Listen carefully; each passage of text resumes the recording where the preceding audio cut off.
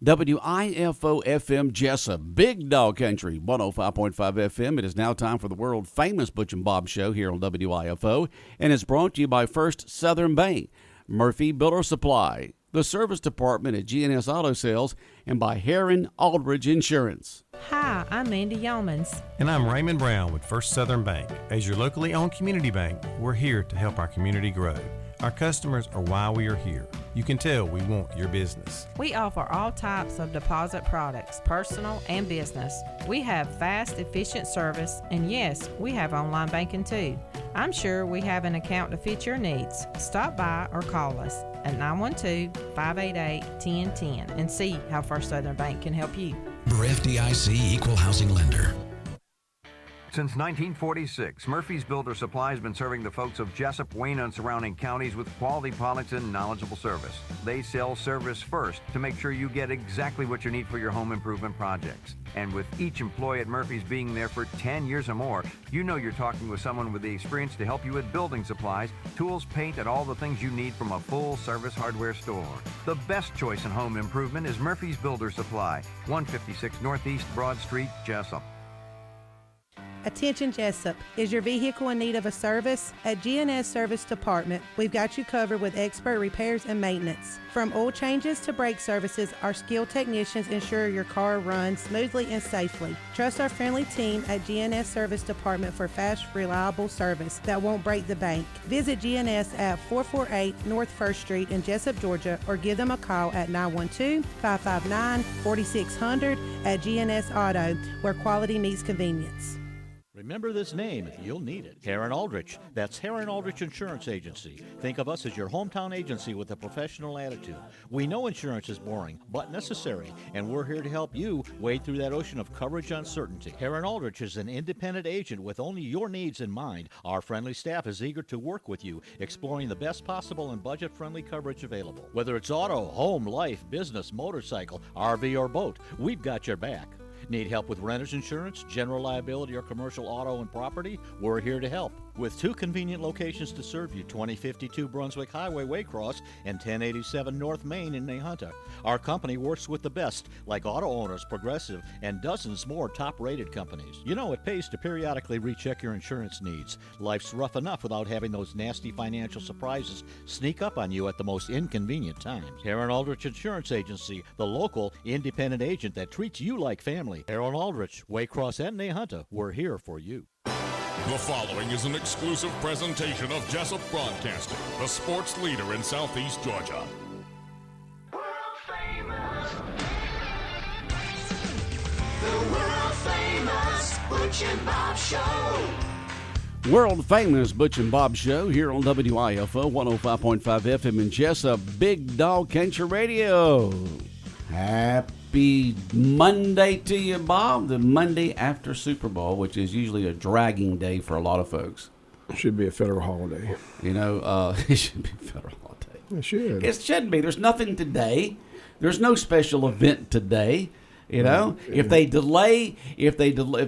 keep adding games, then it'll be next week, and then you got President's Day. But next weekend is when traditionally the Daytona 500 is. So you've already got the NFL stepping on the NBA toes on Christmas Day. That used to be NBA's day, Christmas Day, and now they've wiped that out. So what do you want them to do? Delay it another week and wipe out the Daytona 500 on the Sunday before President's Day? Nobody cares about the NBA. Everybody cares about that.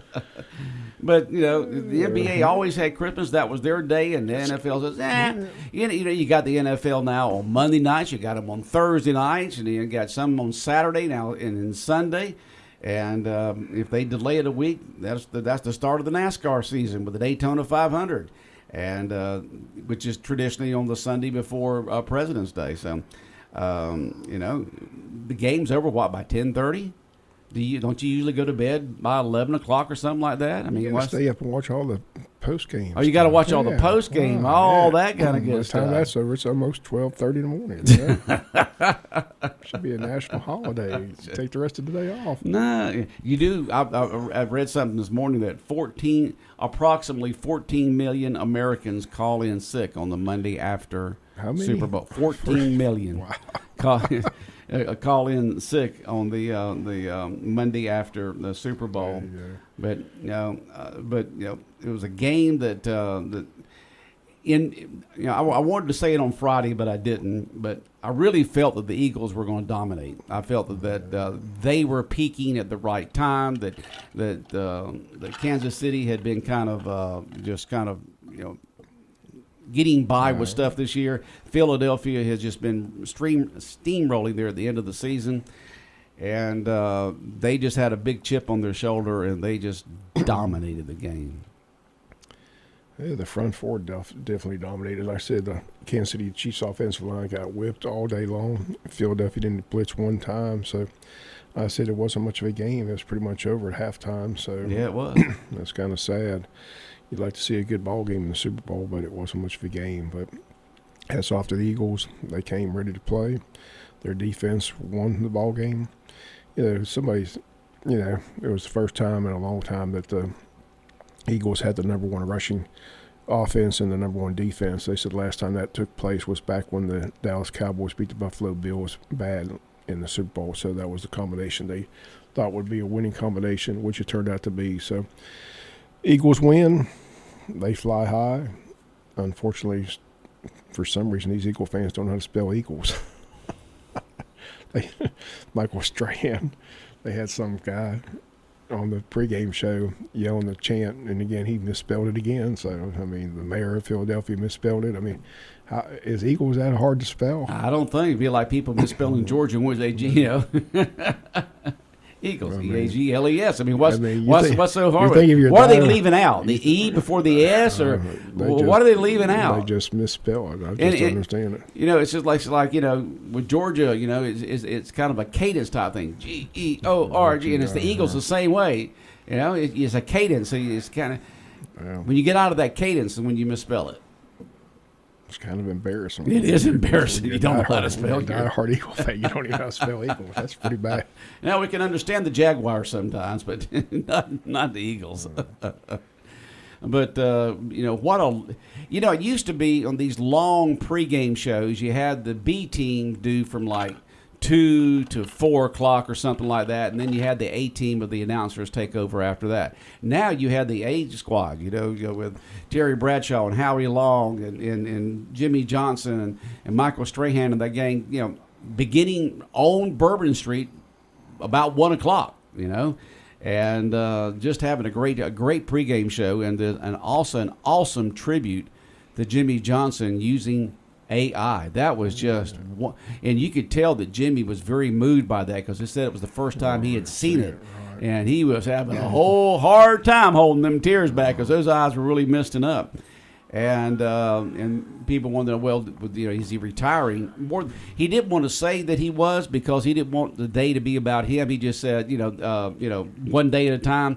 But he must be with them making that tribute like that. And he's 81, so it's 80's about the time to get ready to retire there. And so he's enjoyed himself down there.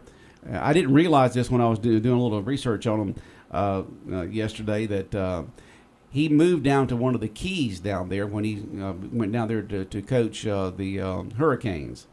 And he kept that as his home, even though he left there and went to Dallas and then went back to Miami to do the Dolphins, to coach the Dolphins. But he's been about the last 25 years, being on the Fox NFL Sunday show.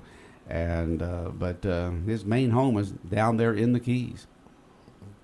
Has been for a long time, but he's he probably will be retiring with them doing that type of tribute. But then they have to decide, all right, who are we going to put in there? He hasn't been to every single show during the course of the year, but most of them. And I feel they got to find a coach to put in there, because you got the players, you got the 4 players up there. But who do you put in there as a coach to give you that coach's perspective when you're trying to analyze the games on these football Sundays? Anybody in mind, Bob? Anybody out there that, they had McVay there yesterday, but he's still the coach of the Rams, and he's young, and I'm sure he'll continue to coach. Rob Gronkowski's taken over pretty much that spot, but he's just a former player. So. He's just a former player. You need a coach there. You need a coach there. You need somebody with those years of experience, that can give that insight from a coach's perspective. You know, with Michael Strahan, Howie Long, and Terry Bradshaw, and you got the player's perspective. You need a coach in there, and it'll be interesting to see if they can come up with someone to fill those shoes. But he's been doing that for like 25 years. That's the longest he's ever been anywhere with any. That's his family, because he's been with them for about 25 years there, giving his insight into the games. Does a good job. He does a great job. He really does a great job. But the Super Bowl's over with, but don't fret, Bob. The UFL begins next month. So you only got a few weeks of no football, and then the UFL, the United Football League, began. What league? Yeah, the United Football League. You remember they had those two, and then last year they united the two and called it the United Football League. And we got a team that's not far away, Birmingham, the Stallions over there, that has been doing real well in the UFL, and then whatever league it was before that, for a long time now. For I say a long time, about the last 4 years. And so you don't fret. There's going to be football beginning next month with the UFL, Bob. So I know you'll be tuned in, ready to watch some exciting football.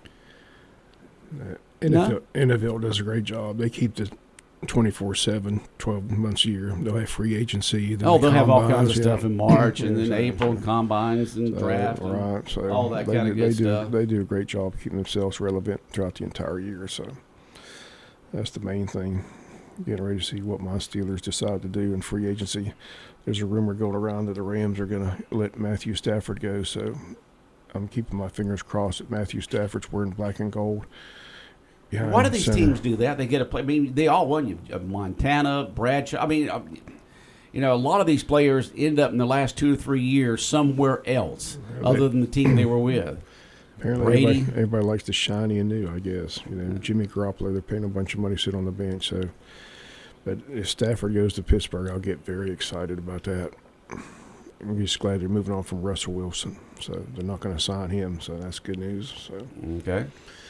So, but like I said, the NFL free agency will crank up pretty soon. Like I said, the combines will be here, the college draft, all that good stuff. So it'll be fun.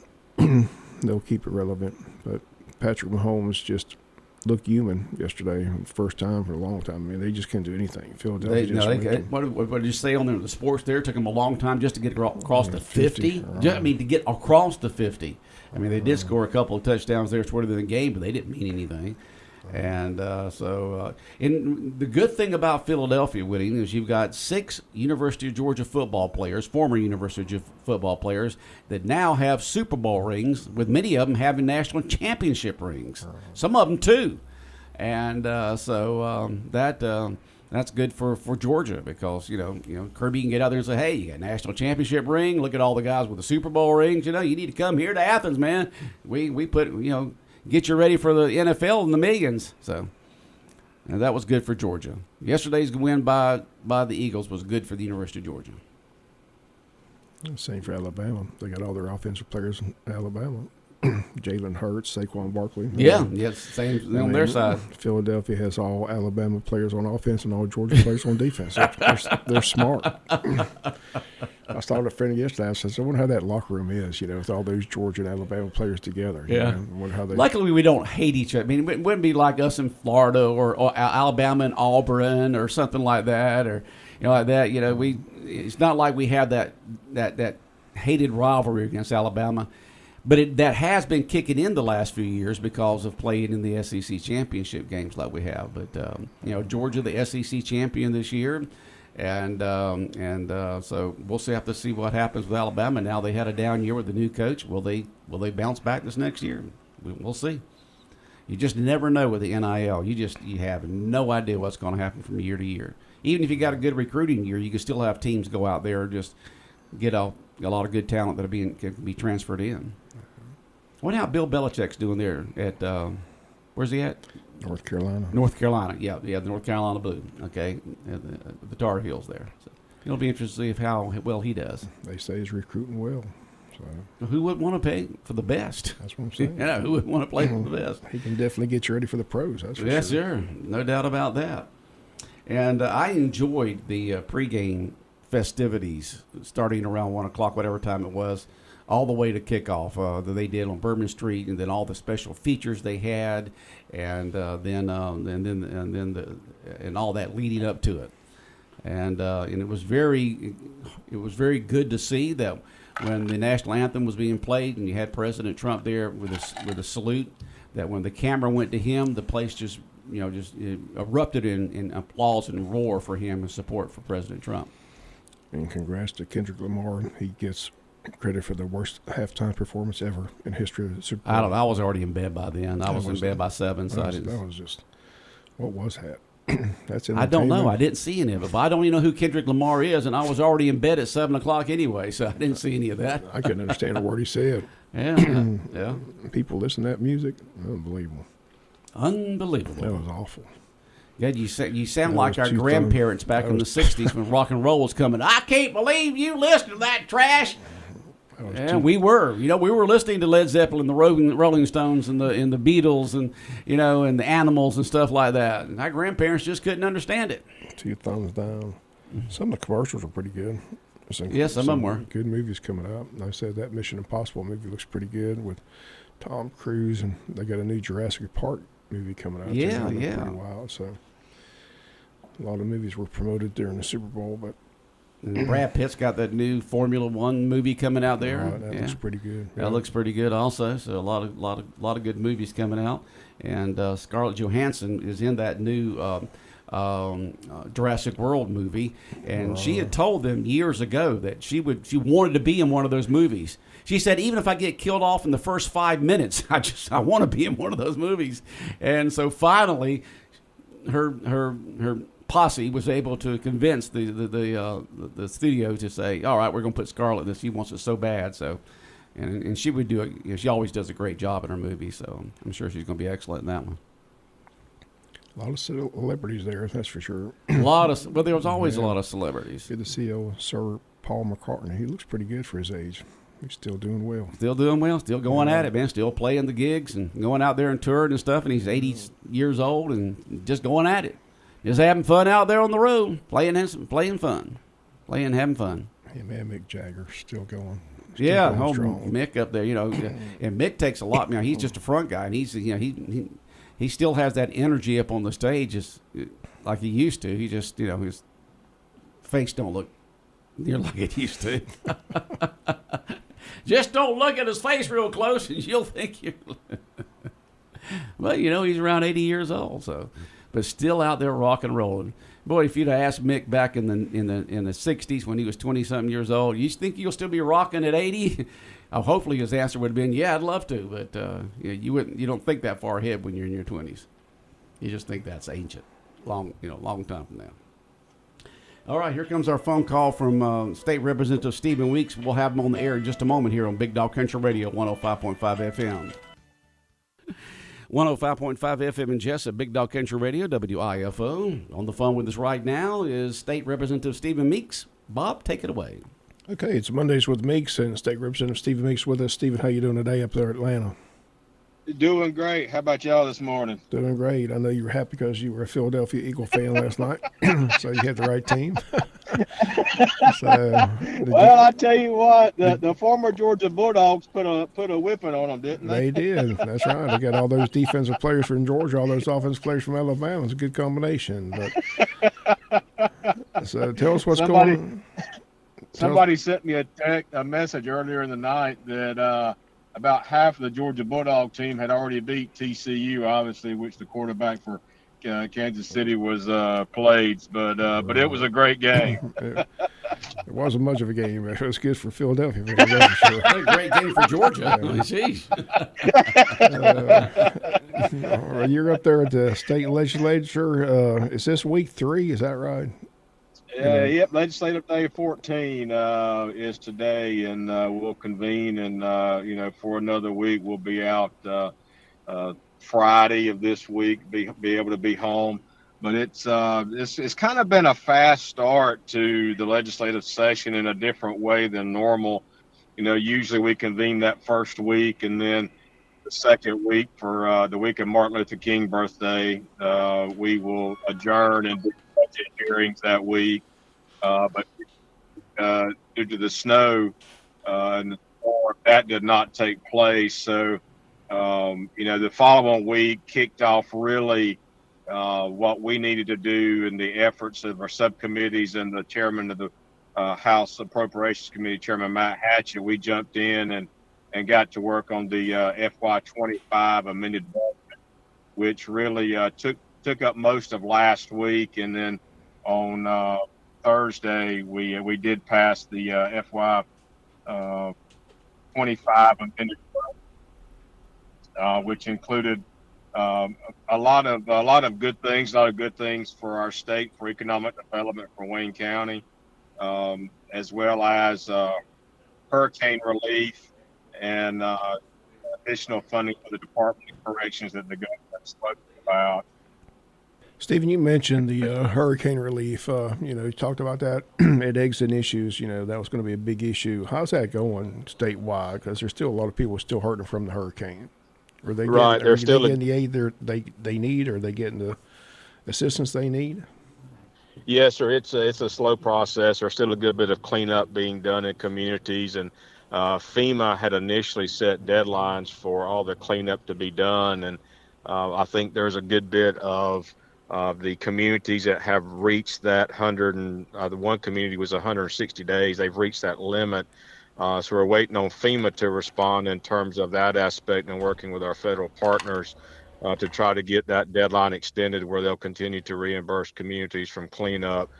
Because as you know, to the west of us was very devastating in some communities, and they're still in the process of cleaning up and doing the repairs on homes. And I think a lot of the challenge has been, from what I'm hearing, is actually being able to get some of the contractors in to do the work.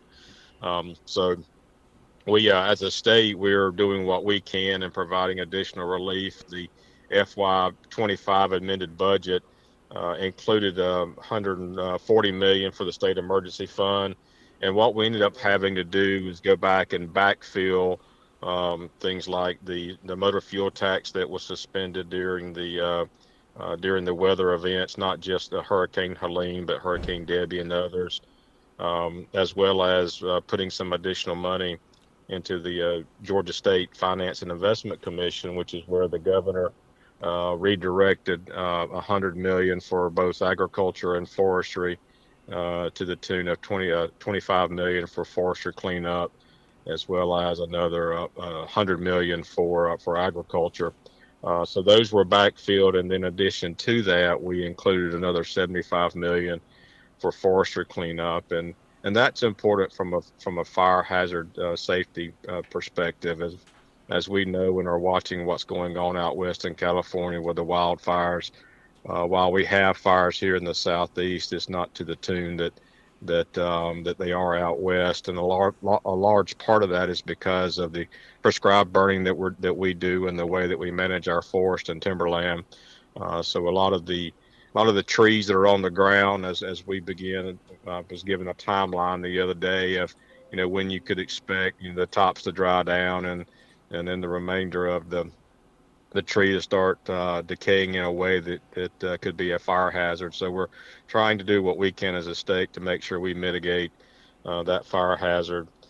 We also included additional $35.6 million for one-time grants to 45 rural and critical care hospitals that provided services during the weather-related events of the hurricanes for local communities. So a lot in the budget. The other thing that we did was $10 million for just hurricane relief, and that'll come in the form to communities, and a lot of those details are still being worked out with Chairman Hatchett and Chairman Blake Tillery and the departments, but we'll continue to work on that as we work to provide hurricane relief for our communities who are still struggling to clean up.